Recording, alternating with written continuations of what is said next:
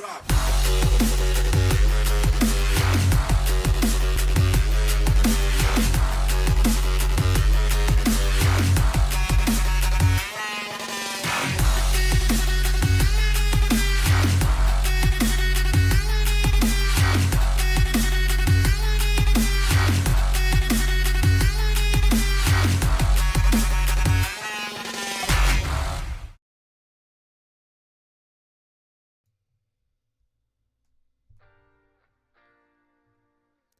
Up next on Inside the SCCA, episode 200 with Mike Cobb.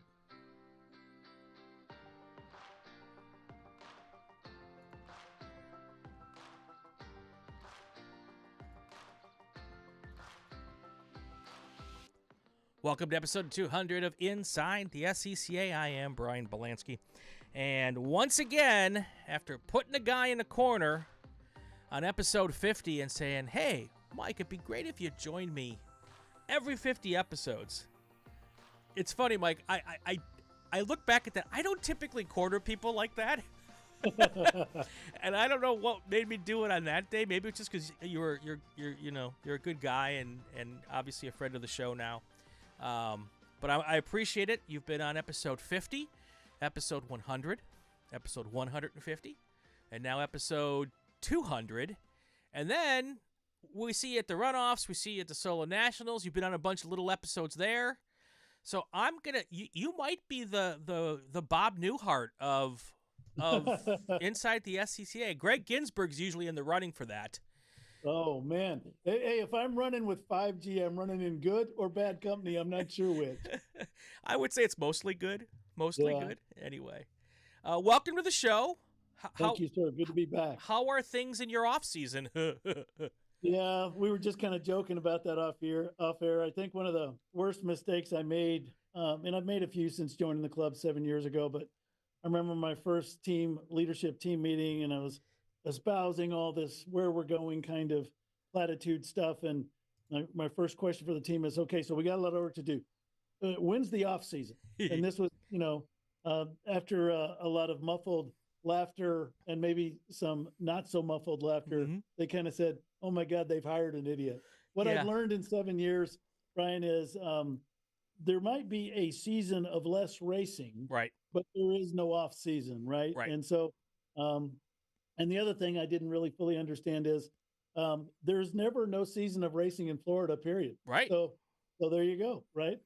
Well, that's kind of the case in California as well. And I did a couple of years. I lived in Atlanta. It's where I met my lovely wife, and I loved Atlanta. I was like, I'm never leaving this place because I can race all year round in Atlanta. And, as a racer, that's the most important, awesomest thing in the world. You're looking for. And then I got married, and my wife said, I want to move to New York. And I'm like, why? There's no racing. That's right. And when you're in love and like puppy love, you're like, okay, I'll move to New York. So I moved to New York. But now I'm out in LA and we're getting ready. We've got our final race of 2024 coming up here this weekend up at Buttonwillow. And then in January, we're going to open a brand new racetrack at Buttonwillow. And the Super Tour is going to be at the new racetrack as well. So absolutely love Buttonwillow. That's where I got my SCCA comp license. One show, an additional podcast, you can bring Philip Royal on, who was my coach, and he can tell you on the inside scoop. He gave me, some of it was good coaching and some of it was misdirection coaching, because it was one of those 3-day classes where I'm in school Friday and Saturday, and I didn't know it, but then Philip was racing against me on Sunday. And he turned from really good, nice Philip Friday and Saturday to, I'm going to kick your Philip on Sunday. And so, there was a kind of a little bit of a pivot. So there's an unwritten rule. I don't know. You've been to Solo Nationals and you've competed at Solo Nationals. Yes. Were you a co-driver? I'm typically a co-driver, and I typically have to buy a co-drive because I'm not a gold, platinum, unattainium level driver. So most of the time teams are very kind and let me let me bring up the rear in any class. So the unwritten rule at Solo Nationals is if you're a co-driver, you can't beat the driver, right? You're not supposed to be faster than the driver. It's a similar rule at driver school, is that if the coach doesn't beat the student, they don't ask the coach back again.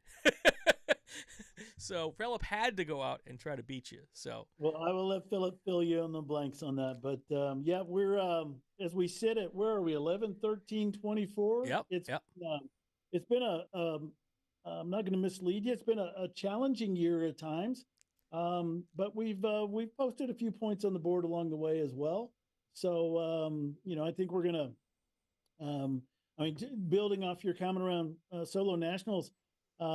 Forgive my bias, but probably one of the best Solo Nationals in recent history. Yeah. I mean, we were blessed with, goodness, a week and a half, 2 weeks of just crazy, beautiful Nebraska weather. Yes, it was a little warm. Yes, it was a little windy, but yes, it was 100% dry, or almost 100% dry. So we'll take that anytime we can get it. Yeah. The vibe of the event, both the Pro Solo event and the Solo Nats event, I thought were fabulous. The Western theme this year brought out some of the most fun things. The paddock wagon crawl with all the food and barbecue and social activities. I had a couple of special guests this year with me. Mike Good, the new president from Performance Racing Industry, PRI, was there. George Silverman, the current president of ACUS, was there. They were both blown away with the fact that 100 acres of concrete is completely bare when we get there. Yeah. The tent race car city race enterprise is built over 5 to 7 days, and that we have 1,500 plus people participate in 7 days of racing. They and all the off racing engagements in the paddock and with the food and the beverages and social stuff. I think they were just blown away that's something we can do, not only do, but do in a repeatable fashion every year. So that was great. I think we had a really solid year with I know we're going to talk a little road racing tonight. I think we had a pretty good year with the Super Tour execution. Thank you for continued support with Driver's Eye. Before we move to that, let's go back to Solo Nationals. While we're on that topic, I've got my cowboy hat on the hat rack behind me that I sported there. Not attractive, by the way. How important is it? Because usually when we're at these big events, I'm able to get you to sit down with me for 10 minutes and do an interview.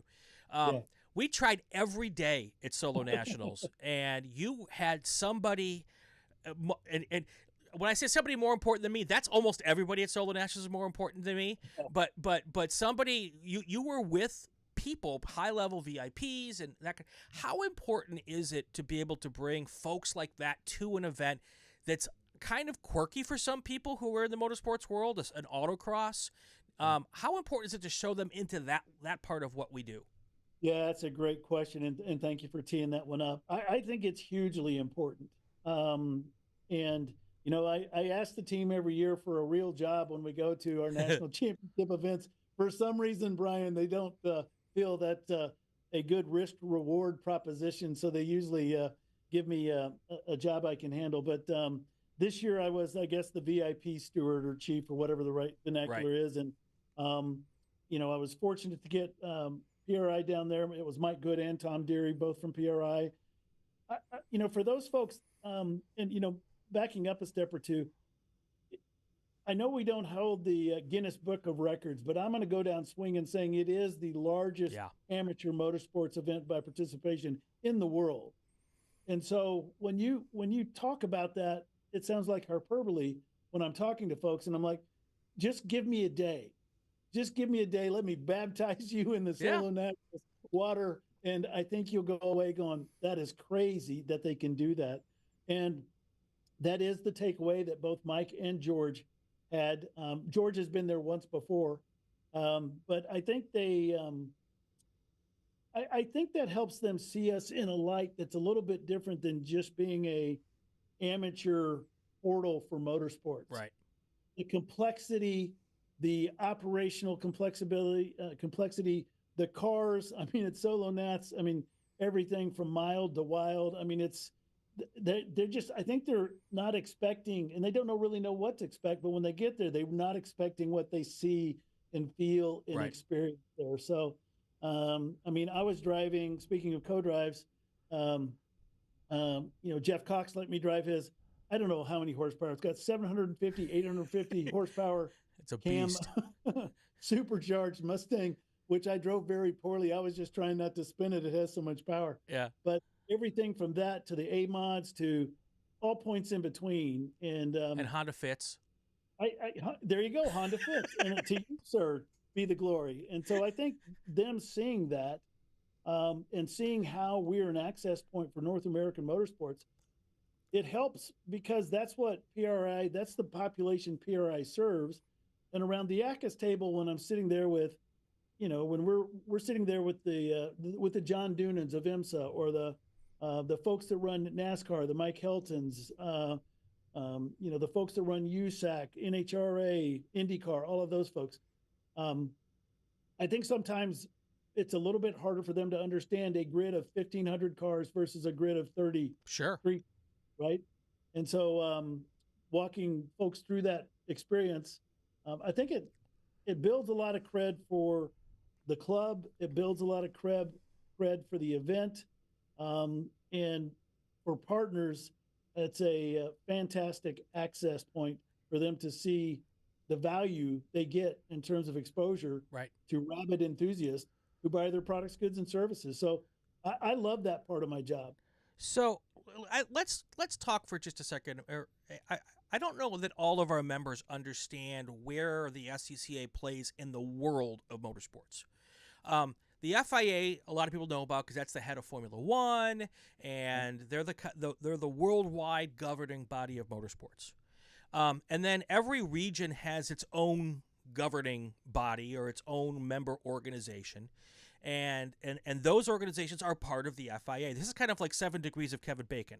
And all those organizations are part of the FIA. And then, so in the United States, it's ACAS, and I can never remember what it stands for. It's like Automobile Clubs United States, blah blah blah blah blah. But it's the FIA of North America, or of the United States. And along with all of those organizations you mentioned, IndyCar, IMSA, NASCAR, NHRA, and we can go on and on and on, SCCA is part of ACAS. Right. So we are connected through all these little degrees to the highest levels of motorsports at the FIA. That's why when one of our members like Austin Varco or Jason Pribble want to go race in Europe and they have an SCCA license, and they go to Europe and they say, hey, I'd like an FIA license to go racing in Europe. They go, oh, you're SCCA members. Yeah, you're part of the cool kids club. Here's your license to go race in Europe. Right. Yep. Yep. So, there's all of these levels of motorsports throughout the world, and SCCA has a seat at that table. Absolutely. And you're so right, Brian. I mean, just, Dennis Dean is a Hall of Famer. He's an FIA steward, an official. He's an F1 steward. Yes, he is. Which is kind of a dirty word sometimes. Yeah, he was involved in a recent, not to drag him into this, but he was involved in a recent ruling at COTA. There you go. Just last month, right? Yep. In fact, at COTA, Eric Prill and Deanna Flanagan were down there working with USRM, which is a adjunct of ACAS, and that body is responsible for helping operate F1 events in North America, and all of the ACAS member clubs support that and support and show up events. So it's a really important connection, not only all the way up the food chain to FIA, but also horizontally across our partners. As you know well, as a volunteer, the lion's share of volunteers, if I may be so bold, that serve those member clubs around the ACAS table come from the SCCA. Right. And John Doonan, who is a longtime SCCA member, that's one of the reasons why John ponied up some funds this year for us to develop and deploy, which we have just last month, a IMSA flagging and communications certification module in SCCA Academy. And that's another success for 2024 that I want to get to. But those relationships are mission critical for us. It helps establish our footprint in North America. We're basically, in my opinion, we're the amateur grassroots motorsports gateway to all of those professional series. Right. Right. That's the way I look at it. And it's pretty cool that more and more SCCA members are, it seems like, are making that jump to another series. We've got we've got people who are at IMSA, we've got people who are at Indy Next, we've got people who are, all over it, and Trans Am, and NASCAR, exactly, Yeah. So, and I feel like that's happening more and more these days, and that's just nothing but good for the club. So, so I interrupted you. You were moving on to your second high point of 2024. Yeah, I mean, I know there's a lot of conversation around the road racing side of things, but we had a really strong Hoosier Super Tour in 24. I had mentioned Driver's Eye in my previous comment. Thank you for being part of the broadcast team. We continue to grow subscribers, followers, views on that Driver's Eye live stream. It's just, to me, it's a miracle you can do that with less than 24 iPhones around a racetrack. And oftentimes you and Greg and or Lefty, whomever the team is covering the broadcast, oftentimes you guys aren't on site together. Yep. Oftentimes, most of the time you're distributed across the country, but it just blows me away. You don't see miles of cable. You don't see this huge 2-story production trailer. You don't see all this stuff. But when you're consuming it as a viewer, it's got to be there somewhere, right? It's kind of, because it comes off so well and so polished. So I think that continues to grow for us. And, SMX really showed up strong this year in its inaugural year. And so we're really, really proud of that, and looking forward to continuing to work with Mazda to grow that going forward. Sometimes when you get a lot of these younger drivers involved, and we want younger drivers involved, that kind of brings its own opportunities. We saw a few of those opportunities with SMX this year. I think those are good opportunities to have, right? Yep. So I think that was really good. Time Trials National Tour was strong this year, and we just came off of probably our best Time Trials Nationals event at NCM. And probably the best experience we've had in the history of that event. We had a super launch to that Time Trials Nationals concept at NCM when it was originally launched. Then kind of COVID hit, and then we were in a rebuilding phase. We finally got back. I think the team feels like they kind of got back to full stride with that event, and it was super. We actually ran that with our partners, Grassroots Motorsports, with Ultimate Track Car Challenge this year as well. I think there was a radical there that threw down a screaming hot fastest time of the day. For some reason, they won't let me in that car. I'm not sure I understand why. And then we're pivoting from NCM to pit race next year for TT Nats.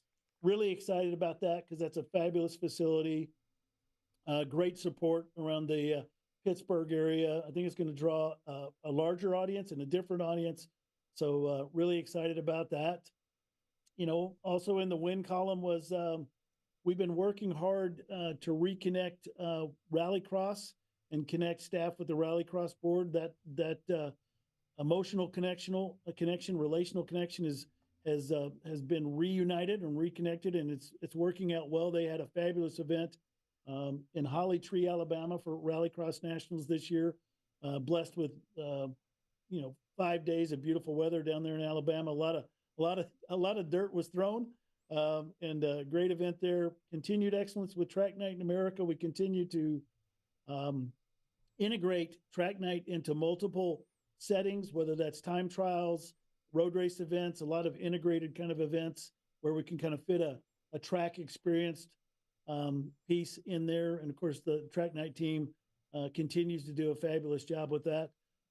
Solo Nats, Pro Solo Finale, Time Trials Nats, and Track Night in America all have overall experience scores of well over 90, if not over 95%. So if you can please 95% out of every 100 people, or 95 out of every 100 people in any business, much less motorsports, you need to understand what's going on, and there's a lot going on good there. So hats off to them.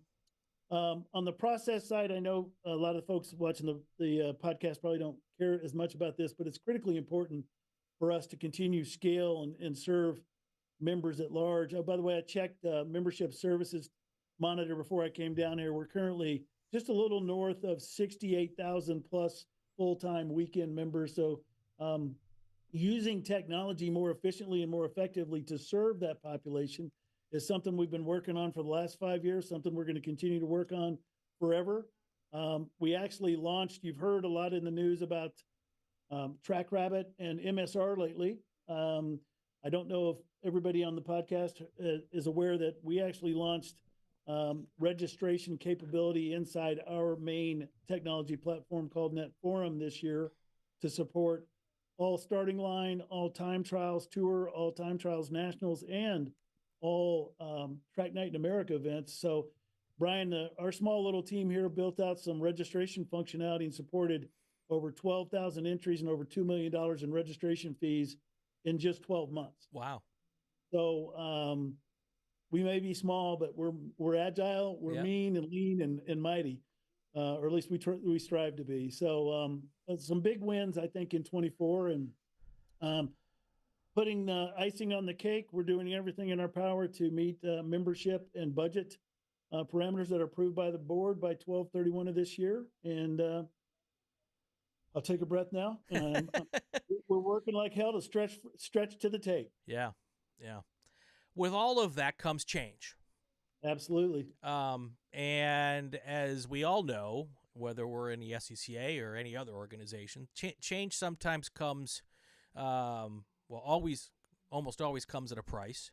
And club racing is going through and about to go through probably the most significant change that in my lifetime, and I've been with the club for 35 years now, coming up on, goodness gracious, let's leave, just say about 35 years. And there's been some class realignment. We're changing the way the runoffs are done. And I know you said earlier, if you can make 95% of the people happy, you got to have things are going good. Yeah. Well, I'm going to be pretty certain that 95% of the people weren't happy with the way things are, playing out. But that doesn't mean you shouldn't necessarily do it, Right. Full disclosure, if people go back to episode 1 or 2, I have been an advocate or have been saying for a very long time that the SCCA has way too many classes. I feel that way about solo. I feel that way about road racing. It can be really, really complicated to someone new coming in. It's also really complicated for the people who now show up and watch our Super Tour coverage at throughout the year. I can't tell you the number of comments in the chat, Mike, from people who aren't SCCA devotees who stumble upon us and have these just myriad of questions like, what's this class? Why are they together? I don't understand this. Right. This is so hard. And we try to chomp in the chat while we're talking and answer questions. But for the new person, it can be hard. And I know those of us who've been doing it for 35 years, like, well, you know what? We've been doing it. We know all about it. Who cares what anybody else thinks? We want to get new members. So I want to be honest in saying that I'm not against changing some classes, combining classes, making things more streamlined. I will say, and we're going to get into this here, I don't necessarily know that the way it's being done is the best way to do it. Although until we get into it, it's hard to know what the best way to do it is. Right. So before we make you answer a lot of questions, can we go through the process of how we get to a huge decision like this? Because everybody's like, oh, the people at National are evil people because they made a decision, or Mike Cobb made all the decisions, and so which neither of those things are true. But what is true? What's the process? Well, I've been called GOAT recently, Brian, but I don't think it is in reference to greatest of all time. I think it's really more like the negative side of what that means. But anyway. I thank you for setting that up. Yeah, change is hard, and I think it's important for everybody to know that there's no intent to take away anybody's access, to take away anybody's right to play have hashtag fun with cars with the SCCA. In fact, it's the exact opposite, period. And it's really, really challenging in any day and age to run a runoffs event, for example, with 26 classes, to do it on time, to do it on budget, to try to deliver a great experience, and to do it in an environment where just over the last 4 years, costs have escalated for participants and for the sanctioning body. Pick a number, anywhere from 20 to 30%, whatever math you prefer, Sure. but it's a lot, right? You were just at the runoffs this year, as was I. Staff team was out there for a minimum of 2 weeks, boots on the ground. You were out there at least a full week, if not longer. So was I. And competitors were out there probably a week to a week and a half. Yep. So, backing up a step, I know everybody's looking for one throat to choke. So I'll just give you the email right now. It's real easy. It's president@scca.com. That said, before you send the upset email, and you can still send it there, it's kind of an interesting position to be president, CEO of the club. I'm not shunning my leadership responsibility or anything, but in a sense, I have a fair amount of accountability. And in some conversations, specifically cars and classing, I have little authority over the output there. I actually think that's good. Right. Because not in recent history, but there have been occasions where President, CEO used their power to influencing classing to benefit them. I know that's totally unheard of, right? And nobody in the club has ever done that. But so I kind of like that separation of church and state, or CEO and board, if you will. But how do these decisions get made was really your core question. Yes. It is a collaborative process contributed to by members, individual members who are drivers, who are prep shop owners, folks who are members on a program board, folks who are members on the SCCA board of directors, and folks who are members on SCCA staff. So those are the bodies that, or the contributors to these kind of conversations. I'm gonna be real transparent.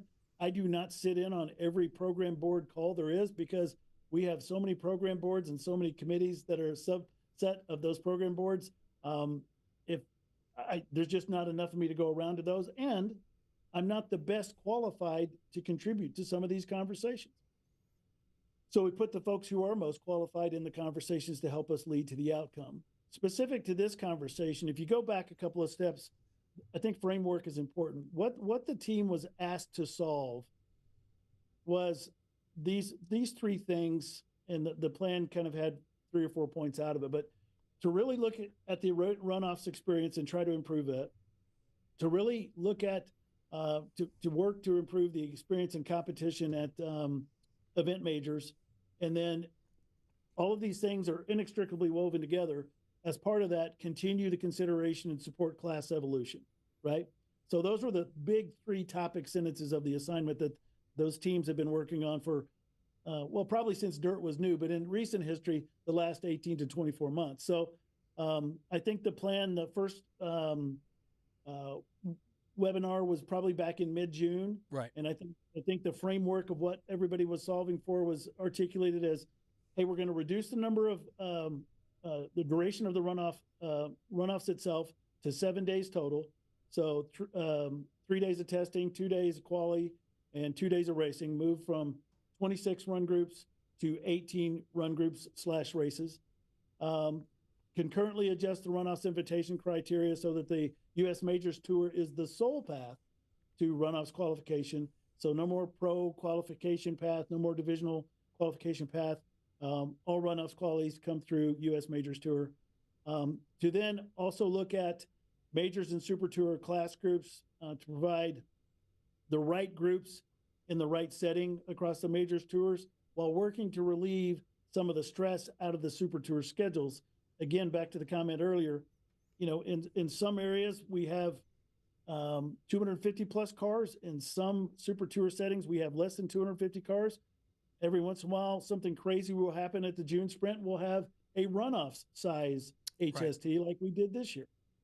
And so trying to work through all of those dynamics is challenging, especially while working to actively manage classes and back in June, I think it was articulated that part of that process was going to include consolidating classes and potentially removing some classes. So if that was kind of the framework that drove some of the recent communications on class mergers, combined race groups, groups that would be invited back to the 25 runoffs, as well as the one run group that is not right now invited back to the 25 runoffs. And then I don't know if you saw it today, but there was also a post on SCCA.com in support of, I think one of the questions you might have for me a little bit later is, hey, Mike, I'm getting some feedback from some folks in Formula V. What's kind of going on there? Well, Formula V, Formula F, and F600 are a run group. And while they're certainly compatible with one another, they're not necessarily compatible to mix into other groups. And that makes it really difficult to kind of balance the run group equation as you look at events, especially highly subscribed events. So this year, as we roll into 25, it was announced today that I just want to make sure this is clear. Open wheel continues to be an important part of SCCA's racing portfolio. And that's one of the key reasons why today it was announced that we will have additional bonus majors racers at 5 of the 7 HST tracks in 25 during regional weekends. I believe there's one slated for Sebring, VIR, Watkins Glen, Road Atlanta, Mid-Ohio, I think that's 5. And there's still some conversation going on around the format for the June sprints. But the hope there is that we will by doing that, the move will benefit folks in a couple of ways. One, it will reduce pressure on the HST run groups. 2, it will allow open wheel, which is hard to mix into some of those run groups inside HST, a defined place to play that will allow them to still accumulate conference majors points and as appropriate, use those points to qualify for runoffs participation as well. Right. So I don't know if you had a chance to see that today. That's one of the big things we've been working on.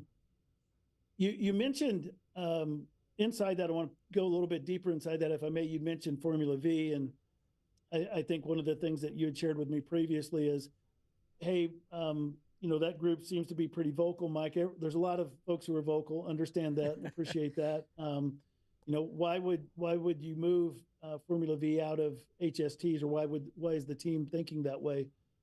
And I can't speak for every member of those 3 teams. I can only share what I think I have taken away from collective conversations. And it's really something along these lines, that the move is not really focused on Formula V, but rather on the Formula group that includes them. So just for context, that run group typically averages about 13 cars fewer than any other run group in HST. So we've got a number of other run groups in HST that are overcrowded. So we really can't affect positively the overcrowding by moving classes from the overcrowded groups into small formula, or redistributing small formula classes into other run groups, because they just don't mix well. So the bottom line is there's not enough track time available to relieve overcrowding by adding a run group in most situations. I know the 2 West Coast HSTs, this run group will run with them primarily because they don't have as much pressure on schedules and participation and subscription and stuff like that. So I think the team felt that was the best solution. The best solution was to kind of move the small formula run group to other events that are less crowded. And right. I'm hopeful that taking some pressure off of the overcrowding groups and will give them more, green to checker time. Sure. Certainly help event leads better manage and schedule. As you know well, if you have a first group out situation, it's really hard to keep that domino from falling and affecting all the other dominoes for the balance of the day, right? And oftentimes what happens if you're the last domino or the second to last domino, you end up getting shortened track time, et cetera. So I'm hopeful that relieving some of the overcrowding will help improve the amount of green track time. And I'm also hopeful that creating majors run group for small formula group at regional events will create more opportunities for them to run, to stand out, and candidly for the regions, hopefully boost entries at those events. So a lot to unpack there. Yes, sir. And when you look at it from the 35,000 foot level, a lot of what you said makes sense. And what I think a lot of people are upset about is, and specifically in that small formula group is they feel a little bit like they're now a second class citizen in the club because they've been taken out of the premier events.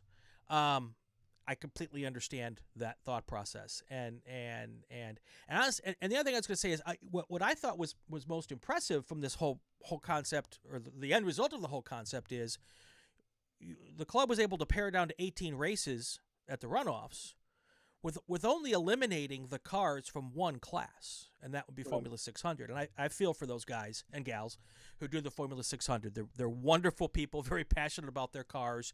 But the SCCA has always been a numbers game when it came to the runoffs, and there's been in the past cars that didn't have enough numbers that got eliminated. So that's kind of part of the process, and they can still race themselves back into the runoffs as well. So, and I fully encourage them to do that. But I was very surprised when I heard we were going to go to 18, and I didn't know how you were going to get there, or how the club was going to get there. I want to put it on you, that we got to 18, and the only class, now obviously there's consolidations and people have to do stuff, but the only set of cars that are literally just eliminated is Formula V. That said, and again, I get the opportunity to throw some of my ideas out here because you're here, and maybe some folks will listen. I think that maybe the better way to have handled the not having enough run groups at the Super Tours would have been maybe to take each run group out of one Super Tour throughout the year, so that everyone gets to skip a Super Tour rather than just the small formula cars. And maybe take it down to a 9-race Super Tour as far as the points goes, as to what points count. That might have been another way to keep most cars in most weekends, and everybody takes a little bit of a hit on it. But maybe that's something that could be thought about for the future down the road.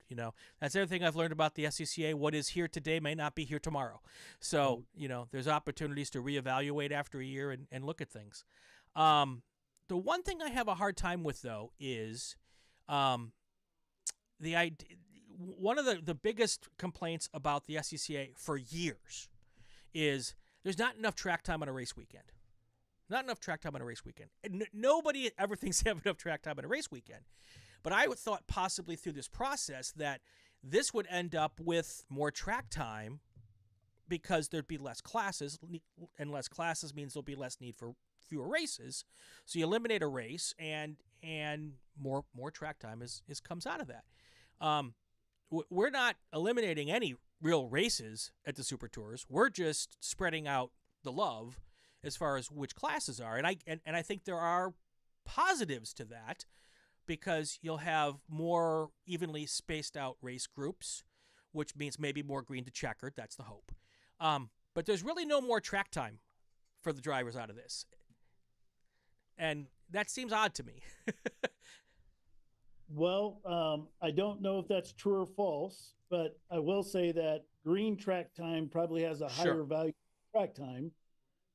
So, I mean, again, that's a key expectation with this path forward. And I'm pretty confident that, given that it is a key expectation, that we're going to be, just like we're tracking BOP with some of the classes that we're potentially consolidating next year, I'm pretty confident that will be tracked as well. Yeah. And I think you're spot on. I mean, nobody likes, straight up. I don't know all the names and all the classes, but I tell you, Cal Stewart in F600 is probably one of my favorite humans on this planet. And so, yeah, having that conversation with Cal is absolutely painful. Yeah. And again, it goes back to there's no intentionality to impugn or negatively impact any specific class, whether it's anybody inside the small run group or anybody else in any other class. The layers of complexity when you're dealing with the number of events, the number of classes, the number of run groups, whether they're solo or combined, the fact that these are some events are more nationally led, other events are more regionally led, and then you're dealing with, I'm not blaming anybody, I'm Right. just sharing facts. Then you're dealing with the nuances of, can a region support a 2-day super tour? Can a region support a 3-day super tour? All of those things make a significant consideration impact when you're going through it. And so it's really hard to get to a one size fits all. Right. You're absolutely right. Yeah. My hope is that we'll have through this more green to checker. We'll have increased participation in classes. And to your earlier point about, I'm so confused. I don't know why these cars are running together, et cetera. At some point, I'm hoping that the class simplification leads to program simplification. So some in the interim, that'll mean probably different classes who do have similar lap times and similar ways of achieving those lap times will run together. But long-term, the goal is to have, for the runoff specifically, to have, 18 individual classes, 18 individual champions. Right. There's nothing changes without pain, and I think this year in particular is going to be a lot of learning that's going to go on, and that balancing of power and combining the different classes for the consolidated classes, that's going to take, I would say, this year is going to be an experiment. It may look clunky at times. It may look like a bad decision was made at times, but I do seem to have faith that smart people both on the driver's side and on the staff side and the working groups. I can never remember the technical term for all of our little advisory boards are going to all work together to try to find the most equitable solution for everybody. That doesn't mean that we're going to get everybody happy at the end of this. I suspect that people are either going to change classes, might go ways with a different organization, and that is the unfortunate fallout for something like this. But to think that everybody was going to be happy was unreasonable to start with. Heck, before everybody wasn't happy. So, it's when you measure it that way, it's interesting to see. Do you know? And if you don't, then don't answer. Tell me so. Is there going to be regular modifications throughout the year to kind of get everything to a point by the end of the year that people feel really good with what the competition level is going to be when we get to the runoffs? Or is it kind of set in stone this year and then any changes will come for 26? Yeah, great question. I know that there is a lot of BOP tracking that the CRB and staff are committed to doing across 25 that will probably impact what things look like in 26. Right. And that's the depth of my knowledge on that right now.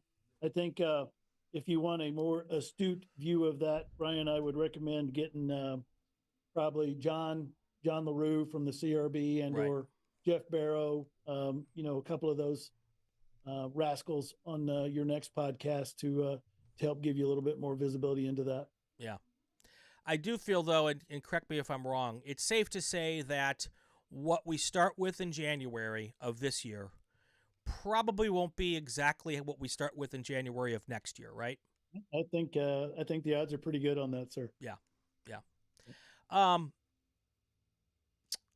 When you're getting now I'm going to talk about how you manage a situation like this. You're an approachable guy. Been on the show 4 times. I've seen you at the racetrack. You're with the people.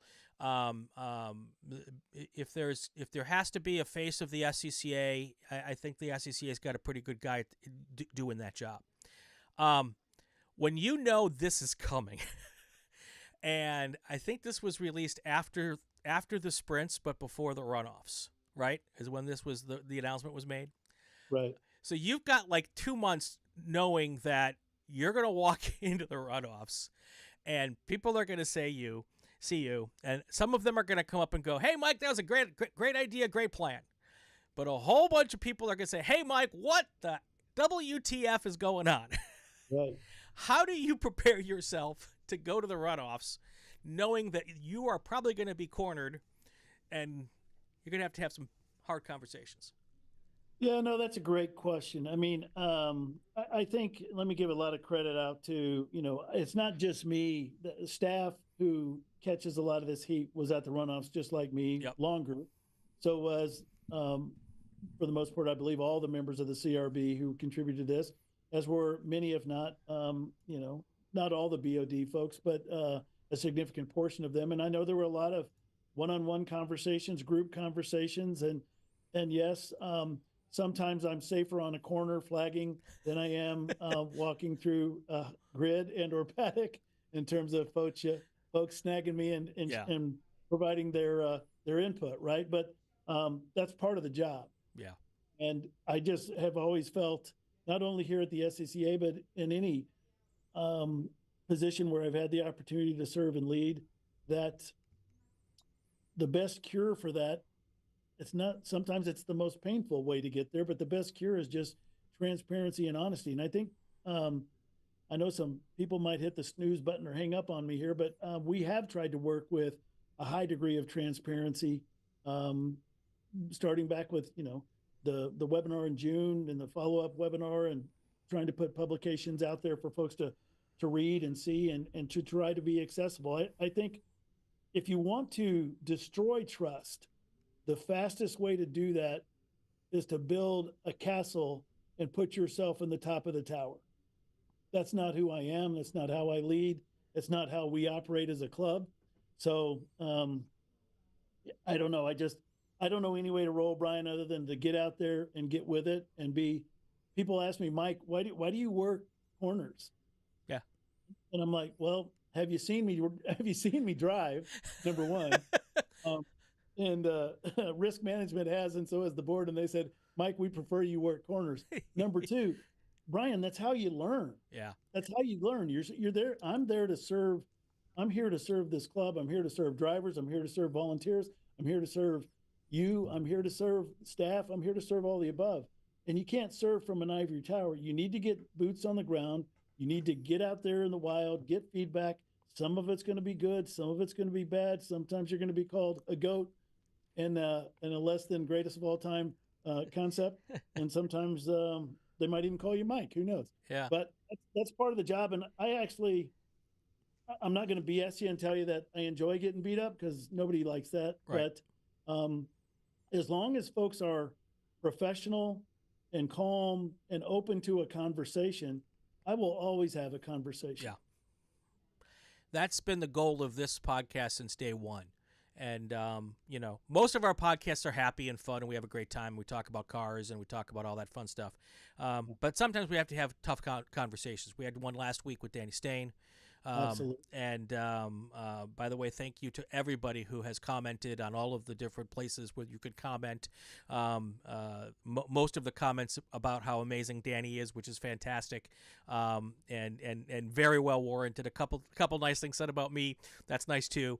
But that podcast, by the way, is got, I believe we're in excess of 2,000 views, and it is now the largest or most watched podcast of our 200. So.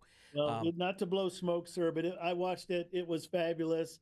You and I were talking a little bit pre-show. I'm still in awe of Danny and Jim. Thoughts and prayers always with them for rapid and full healing, as well as with Mr. West. Right. So, yeah, but that was, I don't know, Danny speaking so calmly and so rationally about what transpired. And maybe Jim would take the same approach. I don't know, but I mean, I'm still blown away by it. But yeah, like I told you, I'd like to think that I would be the same way after going through what they've been through, but you just don't know till you're put in that situation. There's right. no way to know. I will say I've been in conversation with Jim, and I've extended the invitation for him to come on the podcast, and he has indicated that he's interested in doing that. He's not ready yet. I think his road to recovery is a little steeper hill to climb than Danny had.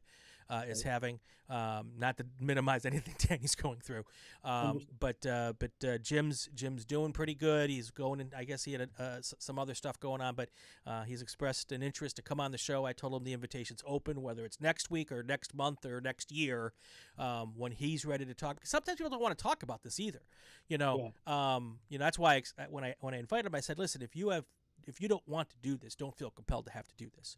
But he said he is interested in being on, so I look forward to that show as well. And one of the things, just to touch on that real quick, I heard Danny say it, and it's not the first time I've heard a driver say it.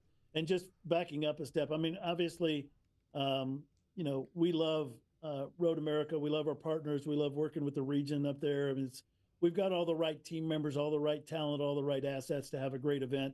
And we will have a better event next year. And we're working with a lot of different folks to help improve that. We've got some things we can improve with Flagtronics. We've got some things we can improve potentially with the track setting itself. But one of the things that keeps recurring, and I'm probably going to get some email on this, so I probably shouldn't bring it up, but being the brightest bulb in the bunch is not my towering strength. So let's go to the kink then, dang it. So. Yeah. I know there's some folks who said, well, we need to use the chicane and not use the kink. And I understand a fair amount of both of those perspectives. And I would also say that if you survey the drivers on that, a significant, not all, but a significant portion of them would say, you change the course, you bypass the kink, and I'm not coming. Right. And I just want to be, again, fully transparent. I lifted the kink, Brian. So I'm not a full-blown SCCA qualified road racer, I guess, because I'm getting out on the other side in one piece. But I'm not Danny Stain. I'm not Jim Drago. Yeah. I'm not the majority of the folks. I'm not a national championship caliber driver. And those folks who are at the runoffs, they're there to win a national championship. And they accept the risk and the reward of not only navigating that turn, but the other 14 plus turns around that track. So more bench racing and more lively conversation around that topic, sir, I think across the next 12 months as well. Yeah. My fear is that, and this isn't the direction I thought we were going to go here. My fear with the kink is that whoever writes our insurance policy will come to us someday and say, we're not writing Road America if you continue to use the kink. And I know that's happened in other places with other organizations.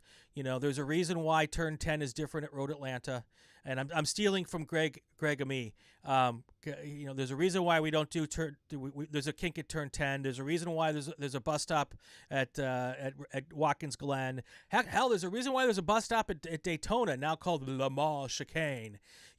Those weren't there to start with, but they're there because there's some people have made some decisions and not always the ones they wanted to. So I think people will still go if they take it out, but I do understand the overwhelming, for someone who's taken the kink flat in a sports Renault, which is probably 40 miles an hour slower than today's Spec Racer Fords, there is something absolutely magical when you hit that kink flat out. I don't say I did it every time, but I've done it at least once, and the feeling never left you. Oh, it is crazy cool. But I get it. So, all right, let me do this. Hopefully you weren't bringing up the bus stop at Daytona to out me. I may or may not have had an incident there. I was not. Yeah. So, all right, we're gonna wrap this up here in a minute, but I gotta thank some people, so don't go away. Let me do all the little business pieces here, and then we got a couple more things to talk about before we let you go. So stand by here. I want to take an opportunity right now to thank all of the great partners that I have to help me do this. They help me get to the runoffs every year, to Solo Nationals. First off, it is the Inside the SCCA podcast, now presented by RaceSchool.com. Great folks who put on some fantastic schools out here at Buttonwillow and Willow Springs. They operate all year round, which is very cool because we're in Southern California, and yay, Southern California for the weather. Really good people out there. A fantastic one-on-one school experience, which I don't know how many schools do it the way they do it, but definitely want to check them out, raceschool.com. Solo Performance Specialties. These are the folks who are at most of the Solo National Tour events and also Solo Nationals. Dave and his crew of merry men and women are out there busting their tails out at Solo Nationals. I don't think I ever walked past their little machine there and didn't hear a tire machine doing something. So great folks, and also you can get to them when you're not at a solo event. They have a great website. All of their information is down in the show notes. And then finally, Ray Esports. And Ray Esports is the official sim racing league of Inside the SCCA. They've got some new stuff they're rolling out, expanding what they do to invite in grassroots racers from a lot of organizations, not just the SCCA, but really cool folks there. Stevie Ray's a great guy. Love what they do. And when I do get the time to go sim racing, that is where I'm doing it. Also, we got a new one coming in a couple of weeks. I cannot wait to tell you about that. And I'm looking forward to that. There's a deep tease for you, Mike. How about that? That's all right. Great. Thank you, sir. All right. So we got about, well, we don't have to stop in 5 minutes, but I'm getting hungry and people check out after an hour and all of that kind of stuff.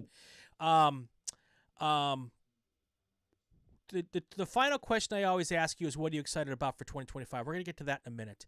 Okay. We've talked a lot about the hard parts of your job. What's the favorite part of your day? And you don't have to say talking with me on a podcast. Yeah, no.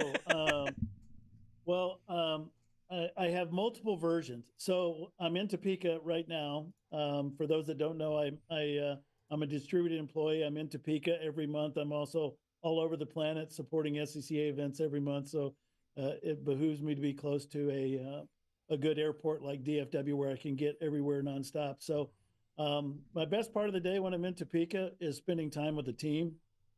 We have a really small, for what we accomplish every year, team that work their tails off. And I love them. Yeah.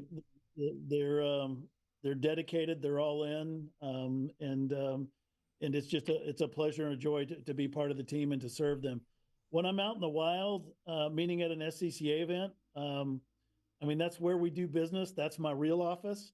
And so I enjoy it. I enjoy what we do. I enjoy trying to do whatever I can to help us kind of move that to the next level, whether that's through programming, whether it's through partners, whether it's through growing membership, whether it's creating additional access. It really doesn't matter.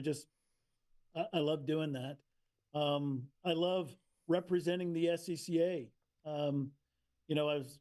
One of the things I was going to mention before we get to what am I excited about in 25, I'm going to be at PRI with some of the team at PRI in December, and I will have the pleasure of co-presenting with John Doonan to a body of race industry leaders our thoughts on attracting and training the next generation of motorsports leaders and volunteers. Brian, I know that's a hot button for you because we've talked about it before. So absolutely, working with partners like John, working with partners like Mike Good at PRI, and by the way, we're working on something I can't tell you tonight, but we're working on something with PRI that I think is going to be beneficial for both the SCCA and PRI. But my happy spot is moving the ball down the field. My happy spot is delivering programs and doing whatever I can to help contribute to programs where we get those 90 to 95 plus overall ratings. And that's what I'm wired to do. That's what I'm excited about doing.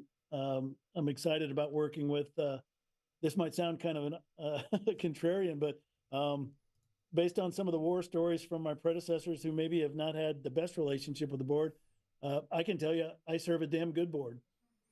We don't always agree, but when we disagree in a professional manner, a polite manner. We hear each other out.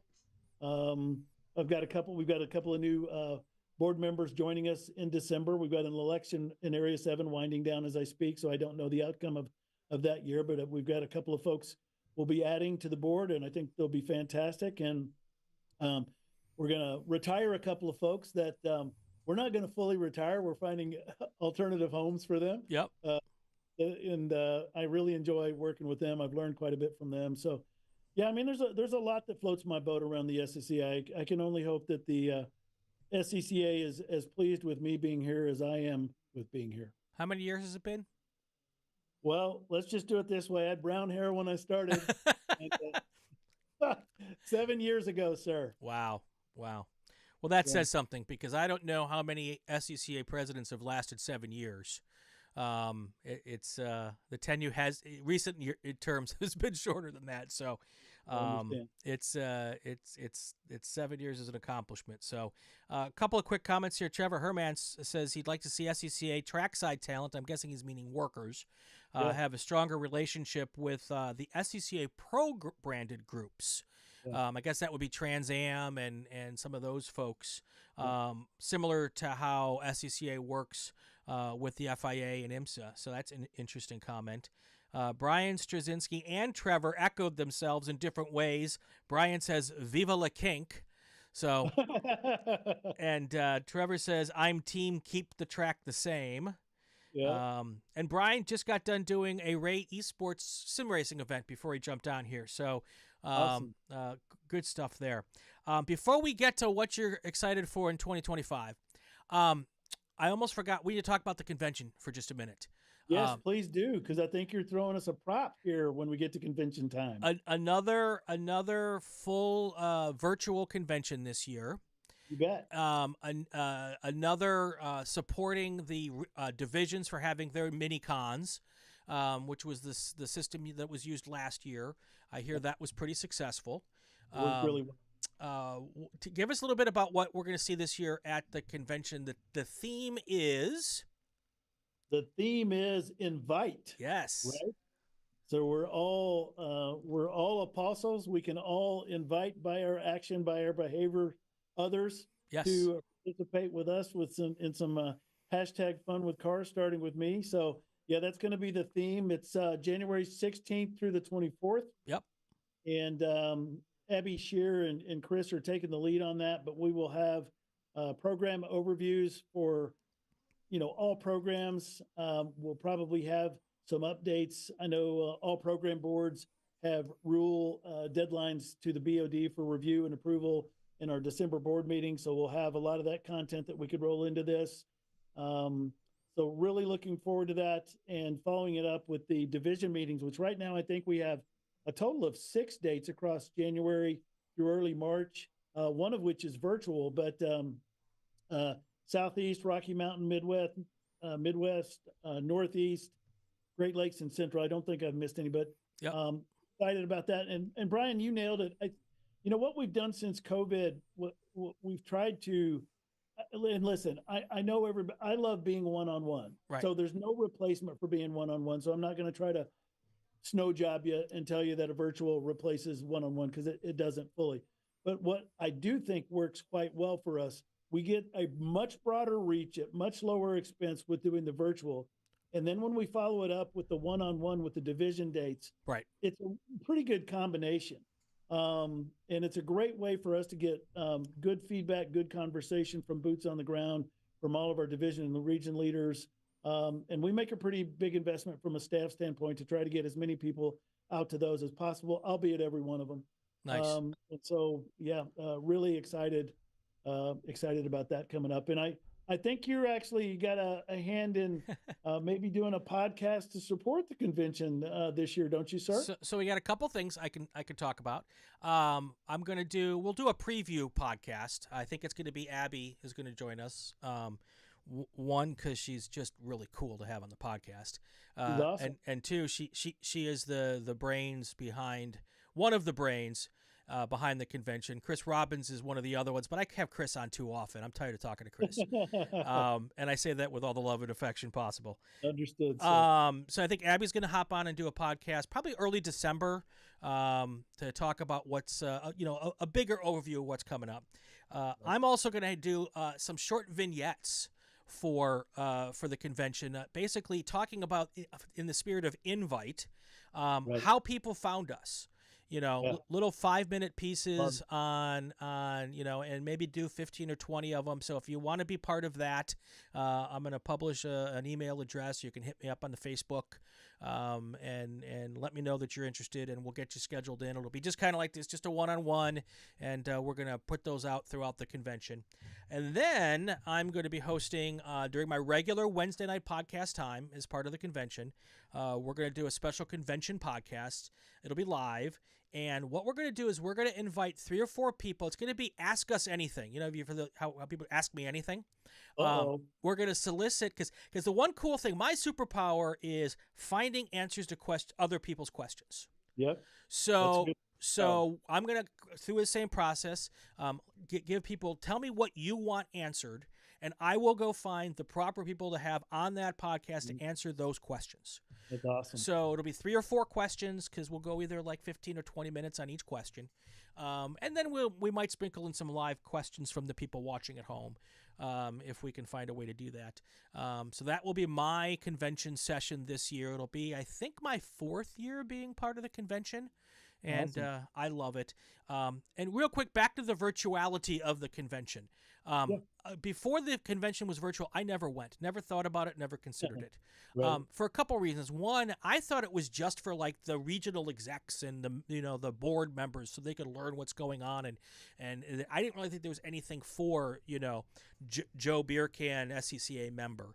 And secondly, I didn't want to give up any vacation time that I would use racing. Understood. And that's and then the third thing is, as much as I'd love to go to Vegas, I didn't live close to Vegas back then. It's not a cheap trip to go to Vegas or anywhere else it might be. So, so those were my 3 reasons for never going. And now that it's virtual and I can either watch them live, which I'll be honest, I don't watch many of the sessions live, but they're all archived forever and ever and ever. Amen. Absolutely. And it's just a wealth of information. If you have not gone and looked at the SCCA membership portal and clicked on the convention, I believe every session that they've ever had virtual is still there. Yep. And there's so many good things on there. And if you're a history buff, go back and watch all the Hall of Fame absolutely ceremonies. I've been fortunate enough to be part of the Hall of Fame selection committees for the last couple of years, and again this year.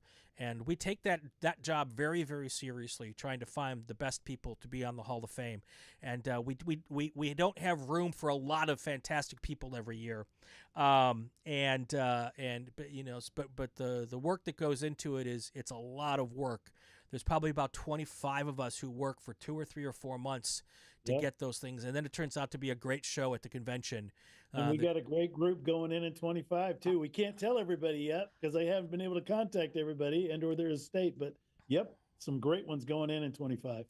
I would like you to do something, because can you, if you can make record some of those conversations when you actually get to tell them.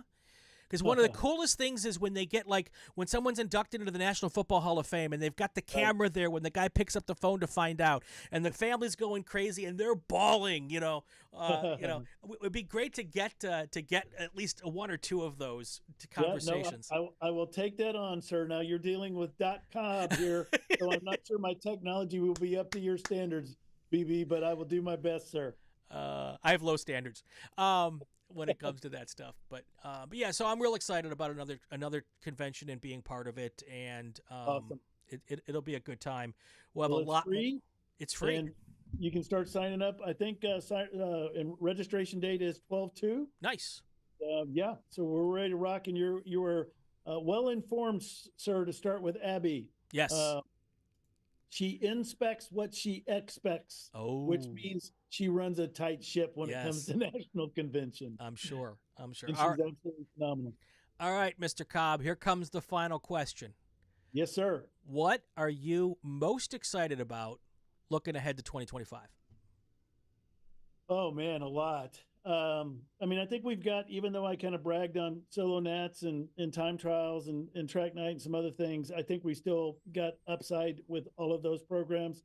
We've got a lot of work to do in the road racing space, so we're gonna continue to work on delivering whatever this transition is across the next 12, 24 months.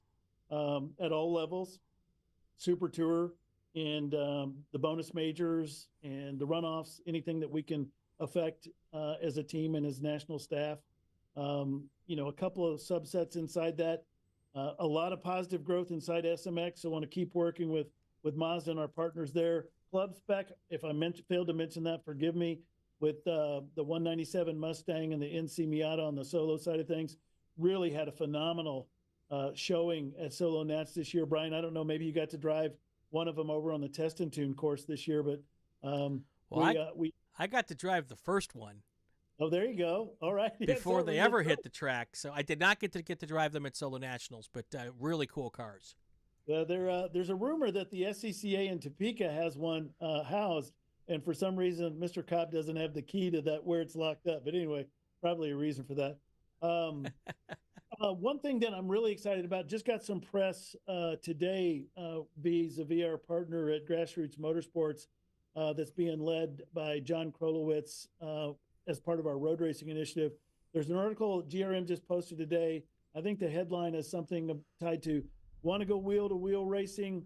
SCCA race experience is where you start." And it's about the new club race experience program, where we're trying to make it a little lighter, a little easier, a little bit more accessible for folks to get on track and get some coaching, get some experience, etc. And I think that event was at Carolina Motorsports Park and was supported by Anna Chrisman and her team at North Carolina region. So great write-up. Thank you, GRM, for that. But I think going forward, we need to do a great job of serving those we have, period. Yep. And we've got to do even more in outreach to bring those we don't have into the family, right? And so talking about things like SCCA race experience, club race experience, is something that gets me really excited, because I think that's a great avenue, just like Track Night is a great avenue to recruit non-traditional suspects or prospects, should I say, right? Right. TT Nats going to pit race is going to be a big one. I'm sure I'm missing some things. We've got all kinds of technology and process stuff we're initiating in 25. So yeah, we're going to continue to grow the club, do better with our experiences, and deliver the promise, which is hopefully a promise we're all invested in, and that is, fulfilling our mission, which is to fuel a safe, fun, and exciting motorsports experience for enthusiasts. If we do that and serve one another along the way, we will be successful. Yeah, I agree. One last tease. You mentioned SMX. In a couple of weeks, I've got the bigs from Mazda coming on. Awesome. To talk about the future of Spec Miata. I know with SMX now, there's people wondering, well, okay, what about Spec Miata? Is this, what's the future of that going to be? And we're going to ask that question, going to get some answers. And I think people will be surprised by some of the answers they're going to hear. So I will be dialing in for that one, sir. There you go. Mr. Cobb, it is always a pleasure. Thank you, sir. We busted my 1 hour limit by 12, but that's okay. It was a good conversation. So I appreciate you, Brian. Thank you for all the work that you do to support the club, and couldn't be prouder of to be part of your 200th episode. And I don't know if you'll want me back for 250 or 300. Hopefully, I'll still be around to be able to do that. And as long as I'm here, you got access to me anytime, sir. Well, if you are around at 250 and 300, and I hope you are, then yes, absolutely. The invitation is there, and I'm going to hold you to it. You got it. Thank you, Brian. All right, that's going to do it for another episode of Inside the SCCA, presented by RaceSchool.com. If you like what you saw and what you heard, now would be the time to subscribe and hit the like button. Got to get rid of all the titles that I should have gotten rid of before. Subscribe and hit the like button so you won't miss any episodes. It'd be great if you'd leave a comment on the socials, especially if it's a good one. If it's a bad one, put it on the Inside Some Other Motorsports podcast page. Follow us on social media. Find out who the next guest is. On Twitter, it's at RacingWireNet or at RaceAnnouncer.